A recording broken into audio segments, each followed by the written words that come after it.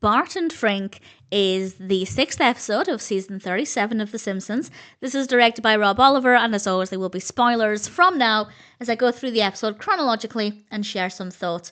I certainly don't dislike this episode. There's nothing about it that didn't work well, but at the same time, it's never going to be one of my favourites, but it's absolutely fine. Starts off with Bart and Lisa running into the game store where there's a board game tournament happening. Really love the animation for this. I found the space to be really fun. There was a lot of detail. I really liked the environment. And Bart kind of ruins things for Frink. So Marge takes Bart to his house to make him apologise, and they go inside and immediately Bart becomes interested in the things that are around him. We have some really good dialogue here, particularly with Marge and Frink, and there's a suggestion from Marge that leads to Bart becoming Frink's lab assistant.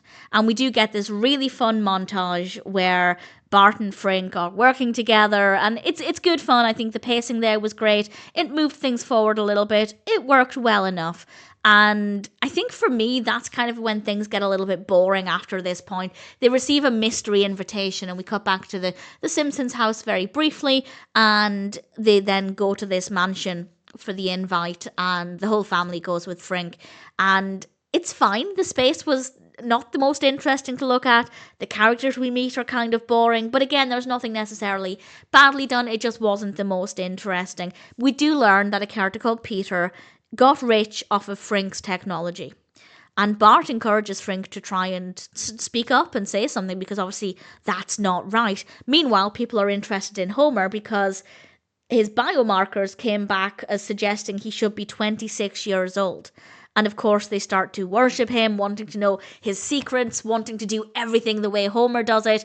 And obviously, there is a mystery there, and I genuinely was confused about what was happening. I couldn't work out how that could possibly be the case. And ultimately, it's revealed that Homer couldn't give a blood sample, so he used Bart's. Which isn't great, because that suggests Bart, a 10-year-old, has the biomarkers of a 26-year-old. A little bit awkward, but it explains it, and I thought that was a nice mystery of trying to work out how this could possibly be, and it was really good fun. And there are some important discussions there, actually, about just how far people are willing to go in order to just have a few extra years of life, doing these things that are usually very much against them. As we learn, there's no alcohol there. There are things that they're just not willing to do that the average person might do. And now they're actually willing to overturn all of that and eat like Homer and drink like Homer just because they think it might give them a few extra years. And I think that that's something that's really fascinating. So that part of it I thought was quite interesting. And ultimately, Bart ends up helping out Frink with the glasses and the emojis, and Frink then tells Bart he will have the scholarship that Lisa wants.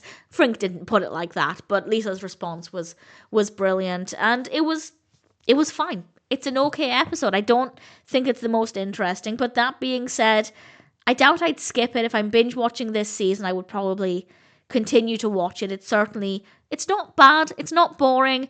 I feel like the first half was more interesting than the second.